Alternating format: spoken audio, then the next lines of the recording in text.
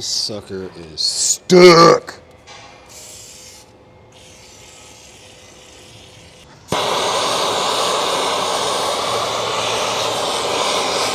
Fire. There you go. Woo! Yeah, that's a good rotor right there.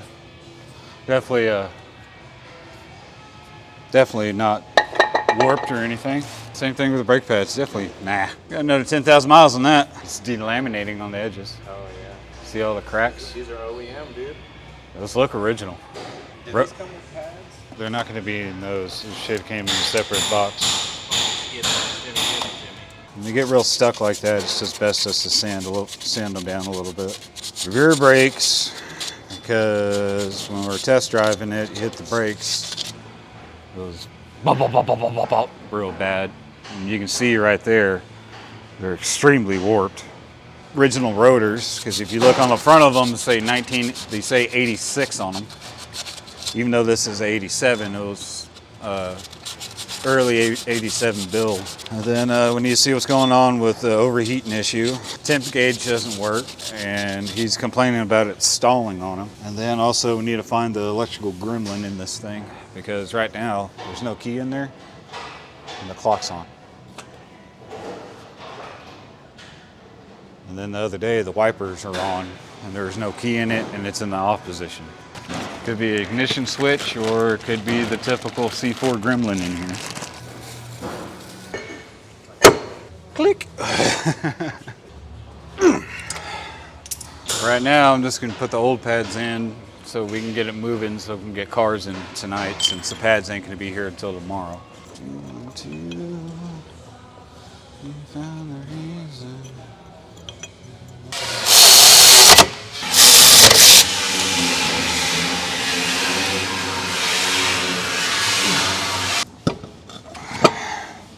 Started by hand first, or if not, use a socket. Okay, you just ramrod them on there, you have a chance of stripping out the stud.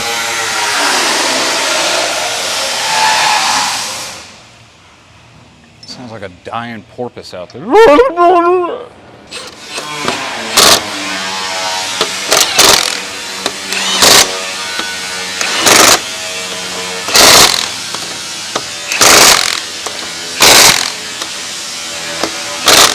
I had to do the old school trick. Guess what came with no wheel locks? He didn't have the socket for, so you can use the old school trick of putting the socket on there and hammer it on. Don't want them too tight because we're just going to be moving it here in a second. It's just rinse and repeat on the other side. So we got all kinds of stuff going on this one. We got some electrical issues, power window switches that we had to work through, one that was discontinued that had to be rebuilt, and now we're trying to figure out a temp sensor issue.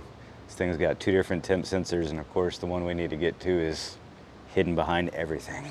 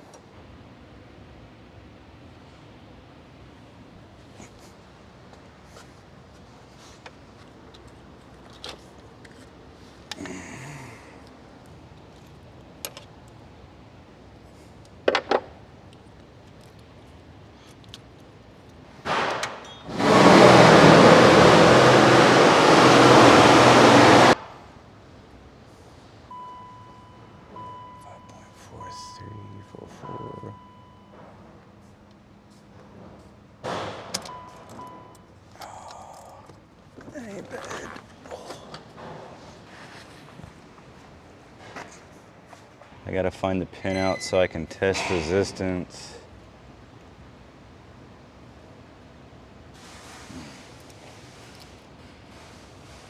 Now the fun part, now I gotta put it all back together so I can test it.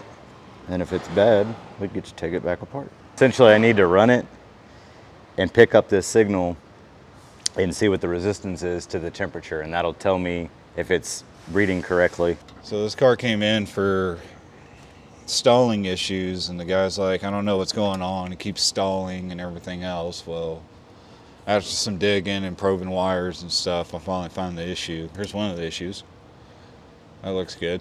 Someone saw what was happening to it, so they just did the electrical tape thing to it instead of getting off their butt and just replacing it. Here's your temperature wire for the gauge. There was a big old dirt dauber's nest that was in there, and I already knocked it off. But looks like some dirt daubers got into there and chewed up the wires. Someone's been in it before. 2 different wires into it: dark green, light green, dark green, extending it. Well, that's most of the issue right now I'm finding. So the fun part's going to be trying to get to that sensor down there. Yeah, C4s have 3. Yeah, you have one for the gauge, one for the ECU, and then one for the fan on the other side. Test drive number 2. We fixed the temperature issue because the temp gauge wasn't working on here.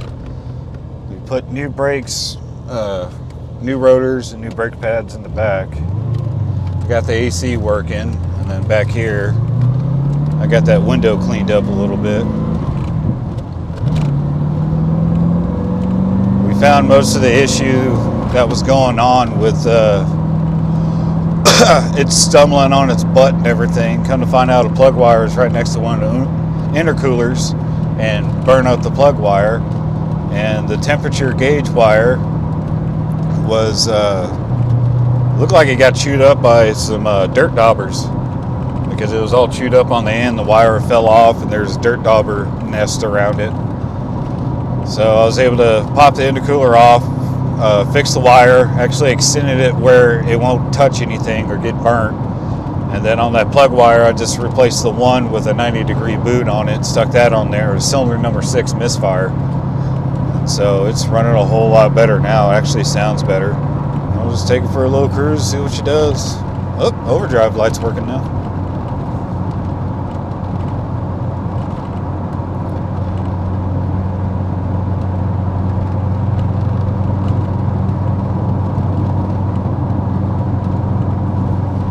Got AC going now.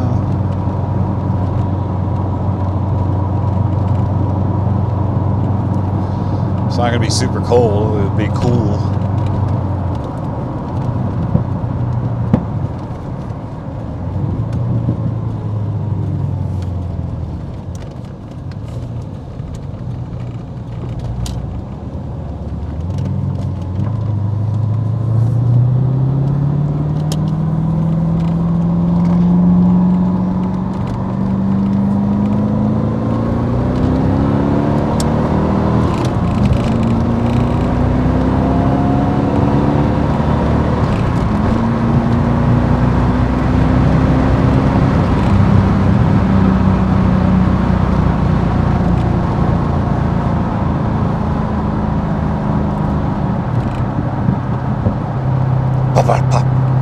Before it wouldn't even do that. Got the crackle tune on it. Yeah, I remember before it was like.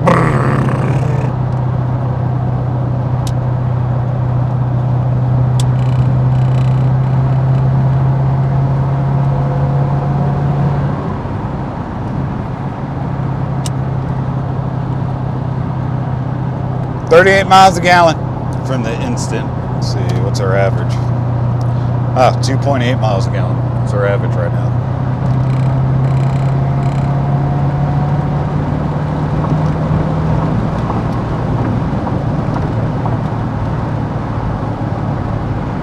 Yeah, that's a whole lot better.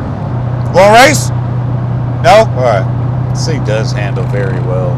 67 miles an hour, attacking 1900 RPMs.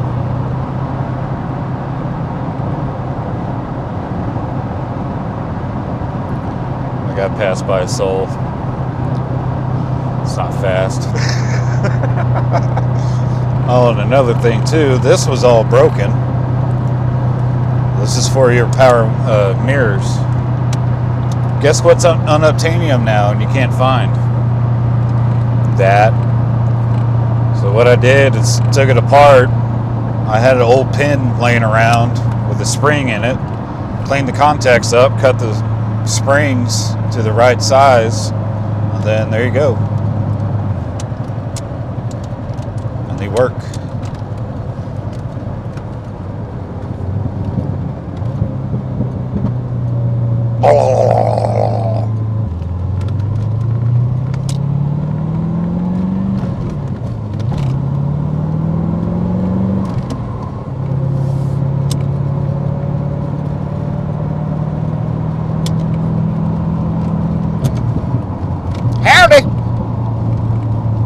Always have to do the Texas wave. Howdy!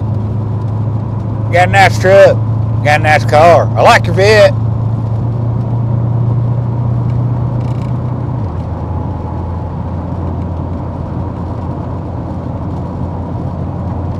Temperature wise, get up to about 220, 225-ish. If it's sitting stagnant, gets up to 230, the primary fan kicks on, drops it down to about 220. So these things are supposed to run about 220 because you need to think this is Malaise era and this is how they did emissions back then. Must be some thick head gaskets on this thing.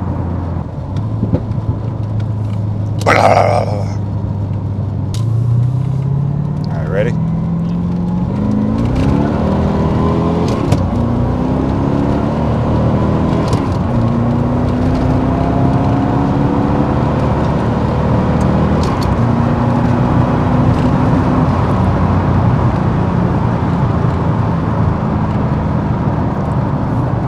Overdrive.